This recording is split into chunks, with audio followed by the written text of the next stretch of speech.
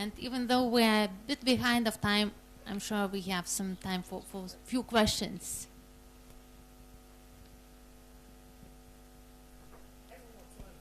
No, there is a question. Yeah, here first, please. Yeah, there was. Yeah. Just very briefly. Thank you. It was very beautiful, amusing, and also highlighting very clearly the huge inequalities in power.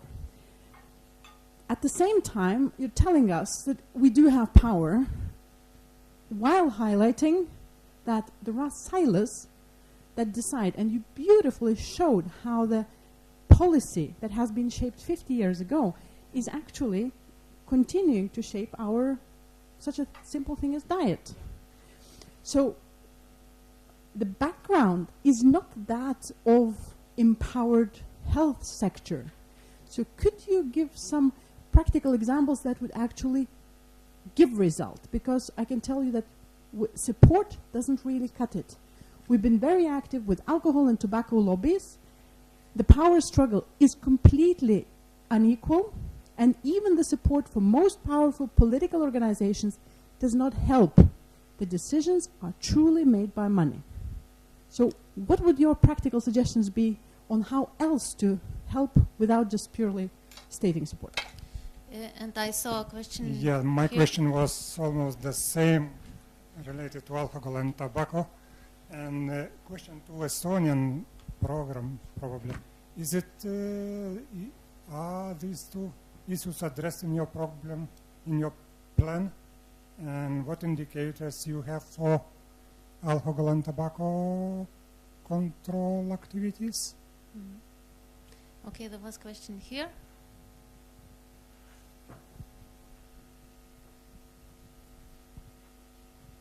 A question and a comment on the same topic. Yes, the first question. There seems to be a lot of agreement on what we want to be done and a lot of evidence of what should be done, but not as much knowledge on how to make it happen. So shouldn't we focus more on developing our knowledge of change? Yeah, and the last question. Yeah.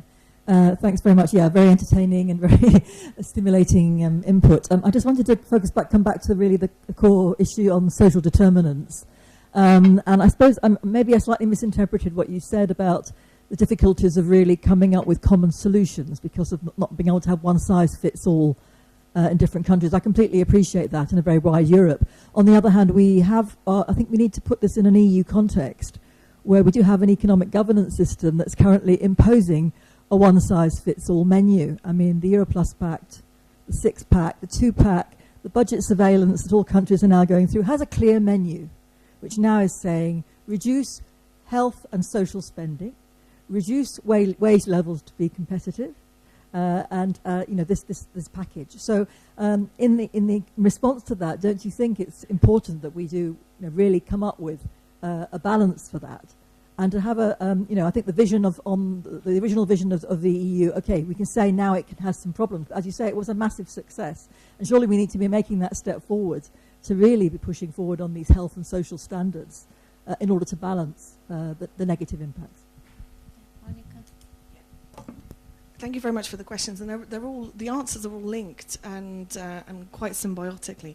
But if I take the change point, the change point is exactly the point, and I think this is something that we need to re-find in public health. I think, and I said this last week at the European Public Health Conference in Brussels as well.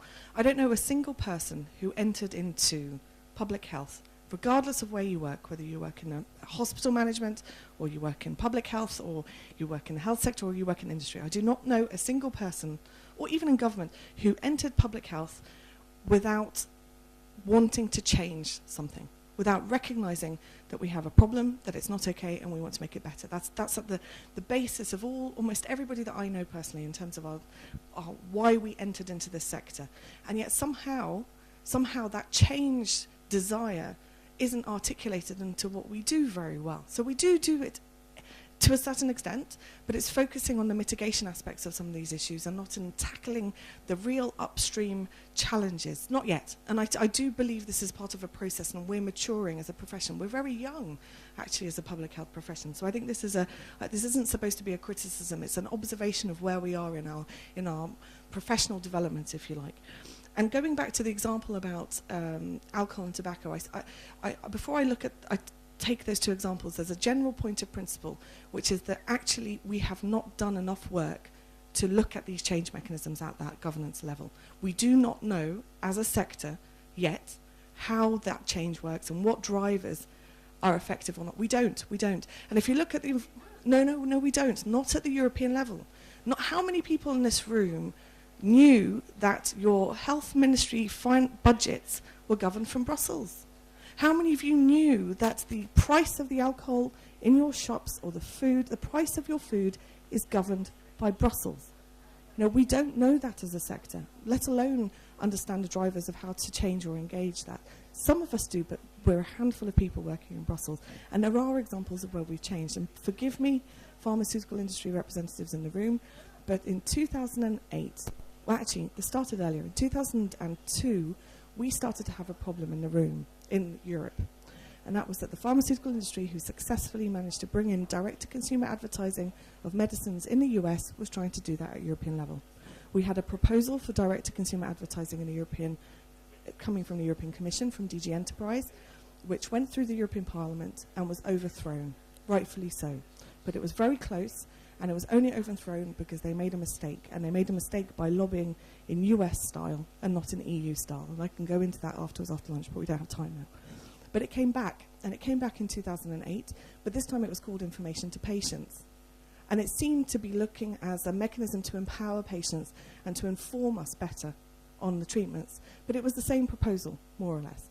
Now, at that time, I convened a meeting, an extraordinary meeting, from amongst our sector very quietly to say we need to change this. And the problem is that it keeps going back to DG Enterprise, which is the economic part of the Commission, and not DG Sanco. That's what we identified as the ultimate problem. It was a governance problem. It was governed by the part of the European Commission that was pushing for industrial development and not the part that was looking after health. So our change strategy was to move pharmaceutical policy from DG Enterprise to DG Sanco, not to change parts of the directive or to influence part of it, but to move the governance of that. It took us 18 months. No one knew it was happening. I had a meeting with the Commissioner and the Director General about 2 weeks before. They didn't believe we would achieve it, and we did achieve it, and I can tell you how we followed the case study, but that's an example. But understanding where in the process you can change, what you need to do to change it, and being very targeted in what you do. This is the most important part. The rest in the public relations and public affairs, you call it communicating by throwing jelly. If you don't know what you're doing, you're scattering jelly and hoping some of it will stick. The answer is identifying where the problem is. Where is the exact problem in this decision making, and what do I need to do to change it? And in alcohol and tobacco, there are governance problems, but ultimately, if you ask me, what is the number one governance problem that we have, is that they're seen as normal goods. If as a sector, we can get an agreement that alcohol and tobacco are not normal goods, nor is food, for different reasons, and therefore should not be subject to the same economic conditions as socks or T-shirts, then I think we can start to progress in the right direction. Because, of course, governance changes are upstream, and then all of the other decisions cascade off that. And going back to the point about EU governance and economic governance, I think, Sian, you're slightly... my point was that in the health inequalities work, what we do is we work on the mitigation side, which means that we have a problem with a particular population, and we need to reduce the inequalities for that population group. And then we try to copy and paste what works there into another group. And that's, on the mitigation aspect, that's where we need nuance and complexity. But in terms of the governance aspect, you're absolutely right. The governance lies at European level. It's the European level, which is at the moment our problem, that is that we have an economic policy which is benefiting only one part of our region. And what we're doing in the Eurozone is exactly what the UK did in the 80s, which is centralising, making decisions based on the centre. And if you look at the distribution in the UK, you have a very wealthy London, and you have huge inequalities. I mean, it's not a coincidence that the UK has the best examples for inequality reduction. It has the worst inequalities. The whole of economic policy and the mitigation aspects in the UK has driven inequalities through the roof in the last 2 decades. And we are copy-pasting that in the Eurozone.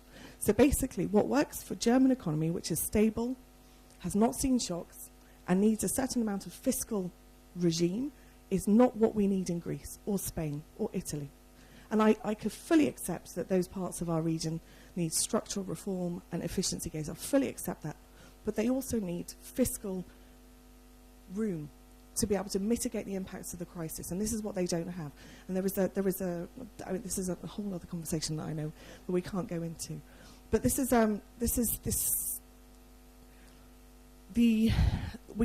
by making legal decisions very, very quickly in response to the crisis, we have institutionalized austerity in Europe now, which is great for the parts of Europe that were doing okay, is great for the parts of Europe that have national mechanisms in place to mitigate the impacts of these decisions, such as Sweden.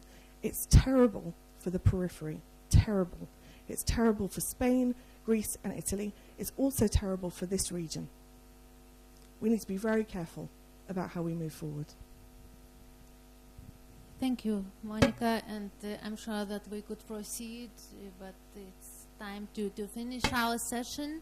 But I hope that we can continue our discussions over lunch, because I see that from many people that they are still having many questions for discussion.